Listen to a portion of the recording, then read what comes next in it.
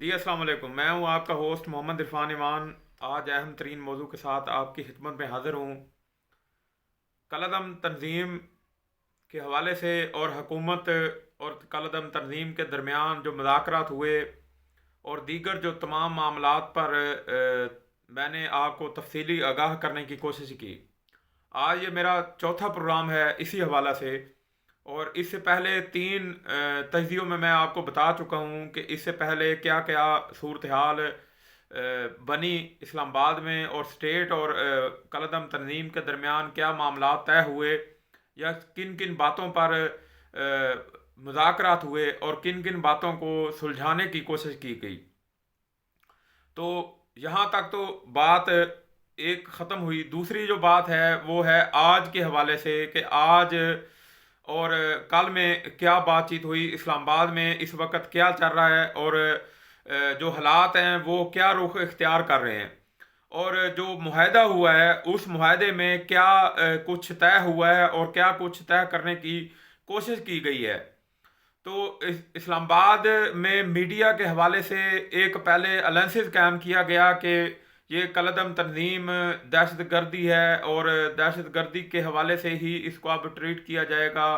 اور اس کے ساتھ ساتھ اس پر بھارتی فنڈنگ کے الزام لگائے گئے۔ یہ اتنا گھنونا الزام ہے کہ اس کو کوئی بھی پاکستانی جو پاکستانی شہریت رکھتا ہے وہ خود پر اتنا بڑا الزام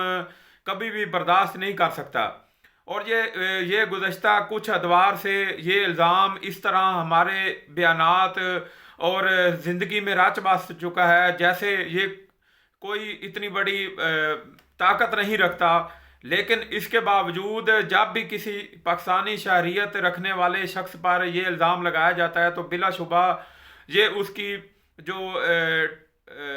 سٹریٹجی ہے، یا اس کے حوالے سے اس شخصیت کی جو پرسنالٹی ہے اس پر ایک سوالیہ نشان لگ جاتا ہے۔ تو اس سے پہلے بھی بہت سارے ایسے الزامات سننے کو ملے، مودی کا یار اور نہ جانے کیا کیا نعرے گونجتے رہے اس ملک میں، اور اسٹیٹ کی حد تک بھی الزامات لگائے گئے کہ جو ہے کوئی بھی شخص کسی پر بھی الزام لگایا جاتا ہے تو وہ یہ کہتا ہے کہ اس کا بھارت کے ساتھ تعلق ہے۔ تو بھارت ہمارا کھلا دشمن ہے، اس میں کوئی شک و شبہ نہیں ہے۔ ہمیں آج تک یہی پڑھایا گیا، یہی سننے میں آیا، اور یہی بات ایک سکھائی گئی ہے کہ ہمارا سب سے بڑا دشمن جو ہماری اسٹیٹ کا دشمن ہے وہ بلا شبہ ہر پاکستانی شہری کا دشمن ہے۔ تو وہ ہمارا دشمن، کھلا دشمن بھارت ہی ہے۔ جب کسی بھی پاکستانی شہری پر بھارتی ہونے کا الزام لگایا جاتا ہے بغیر ثبوت کے، بغیر جانچ پڑتال کے اور بغیر کسی تصدیق کے، مفروضوں کی بنیاد پر اسے بھارتی ایجنٹ قرار دیا جاتا ہے، یا پھر کسی بھی تنظیم کو بھارتی ایجنٹ قرار دیا جائے اور اس پر ایسے گھنونے الزامات لگائے جائیں اور پھر ثابت نہ ہو سکیں، اور ان الزامات کو ثابت کرنے کے لیے پھر تگ و دو کرنی پڑے، تو یہ میرے لحاظ سے یہ ایک شرمناک بات ہے اور شرمناک ہی الزام ہے۔ کالعدم تنظیم جب اسلام آباد کا رخ اختیار کرنے لگی تو پس پردہ بہت سارے ایسے حالات تھے جو عوام تک نہیں پہنچائے گئے، جن کو مفروضوں کی بنیاد پر عوام تک پہنچانے کی کوشش کی گئی۔ بہت سارے وفاقی وزراء کنفیوژن پر مبنی بیانات دیتے رہے، کنفیوژن پر مبنی اپنے میڈیا سے ایسے بیانات دہراتے رہے جس سے عوام میں اضطراب بڑھا، جس سے نہ صرف اضطراب بڑھا بلکہ اس کے ساتھ ساتھ لوگوں میں اس حد تک بے چینی بھی پائی گئی کہ کالعدم تنظیم کے حوالے سے کیا حکومت اسٹریٹجی بھی رکھتی ہے یا نہیں رکھتی۔ تو اس تمام صورتحال کو ایک طرف رکھ دیا جائے اور کالعدم تنظیم سے جو بھارتی تعلق جوڑا گیا وہ تعلق اور وہ جو پوائنٹ ہے وہ ایک طرف رکھ دیا جائے۔ تو میرے خیال میں سب سے جو بھاری الزام ہے وہ یہی ہے کہ کالعدم تنظیم کے تعلقات بھارت کے ساتھ جوڑے گئے۔ تو یہ ایک شرمناک الزام تھا جس پر آج تمام وفاقی وزراء جب معاہدہ ہو گیا اور معاہدے کی کچھ شقیں عوام کے سامنے آئیں، مفتی منیب الرحمان جس کو حلال احمر کمیٹی سے اور روایت حلال کمیٹی روایت حلال کمیٹی سے نکالا گیا، زبردستی نکالا گیا اور ان کو اسلام آباد سے جانے کا بولا گیا، تو उसी मुफ्ती मुनीबुर रहमान को आज मुज़ाकरात के लिए बुलाया गया, क्योंकि हुकूमत वक्त ये जानती है कि मुफ्ती मुनीबुर रहमान असर रसूख रखते हैं और उनका उलमा इकराम में एक जय्यद किरदार है जिसको कोई भी आलिम या कोई भी उलमा इकराम नहीं ठुकरा सकता। तो उस वजह से आज फिर उन्हीं उलमा इकराम की मदद लेना पड़ी हुकूमत को, क्योंकि हुकूमत जाती हुई नज़र आ रही है। हुकूमत जाती हुई इसलिए नज़र आ रही थी कि बहुत सारे ऐसे बातें, बहुत सारे ऐसे मामलात जो इस्लामाबाद में चल रहे थे, जिनको अवाम तक आगाही हासिल नहीं थी और जिनको बार बार मीडिया पर नहीं दोहराया जा रहा था और मीडिया पर कगजन लगाया गया और कलदम तंजीम के हवाले से पैमरा की एक पॉलिसी आ गई कि मीडिया इसको कवरेज नहीं दे सकता है। तो इस तमाम सूरत हाल को मद्देनज़र रखते हुए उलमा इकराम के साथ वज़ीर आज़म ने बाखुद मुज़ाकरात किए और यह तीसरा मुआहदा है जो कलदम तंजीम के साथ किया जा रहा है। और अब ये तीसरा मुआहदा किस हद तक अमल दरामद होता है ये भी आने वाला वक्त बताएगा, क्योंकि अभी तक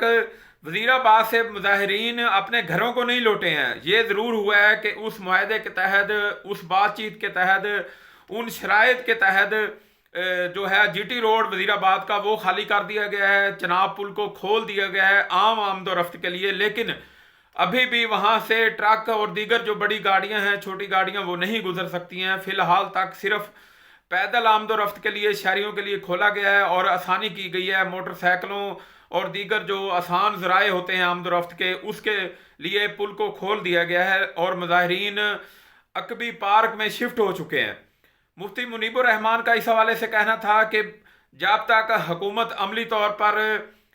कोई भी स्ट्रैटेजी अवाम के सामने नहीं रखती, मीडिया के सामने पेश नहीं करती, इस अमल दरामद जो मुआहदा है उस पर 100% अमल दरामद नहीं करती, तो उस वक़्त तक ये जो मुजाहिरीन है ये इसी पार्क में बैठे रहेंगे जो वज़ीराबाद में मौजूद है उसमें बैठे रहेंगे। तो हमें ये देखना होगा कि आने वाला वक्त क्या क्या मामलात को सुलझाने में अपना किरदार अदा करता है या आने वाले वक्तों में कैसे मामलात तय होते हैं, ये एक अभी सवालिया निशान है। उसके साथ साथ आज वज़ीर आज़म इमरान खान ने इत्तेहादी जमातों का इजलास भी तलब कर लिया है। इसी हवाले से इत्तेहादी जमातों को एतमाद में लिया जाएगा और जो मुआहदा हुआ है उस हवाले से भी तफसीली डिस्कस होगी इन इत्तेहादी जमातों के इजलास में। तो ये आइंदा जो 24 घंटे हैं वो इस हवाले से बहुत ही अहम है और हुकूमत का जो एक अलायंसेस था वो अब पिट चुका है कि कलदम तंजीम का भारत के साथ राब्ता है। तो इस ऐसे इल्ज़ामात से मेरे ख्याल में जो बरसरे इक़्तिदार हुक्मरान हैं या बरसरे इक़्तिदार ताकत रखते हैं हुक्मरान, उनको, सियासतदानों को और सियासी अखाड़ों में बैठने वालों को इन इल्ज़ामात से परहेज़ करनी चाहिए ताकि मुल्क में और अवामी सतह पर इज़्तिराब से बचा जा सके। तो आइंदा जो 24 घंटे हैं उसमें देखेंगे कि क्या क्या मामला तय होते हैं और क्या क्या बातों पर अमल होता है, और जो वज़ीर आज़म इमरान खान ने इत्तेहादी जमातों का इजलास बुलाया है उसमें क्या क्या बातें की जाती हैं। इंशाअल्लाह ताला बहुत जल्द आपकी खिदमत में हाजिर होऊंगा और तमाम तफसीलात से आगाह करूंगा। बहुत बहुत शुक्रिया।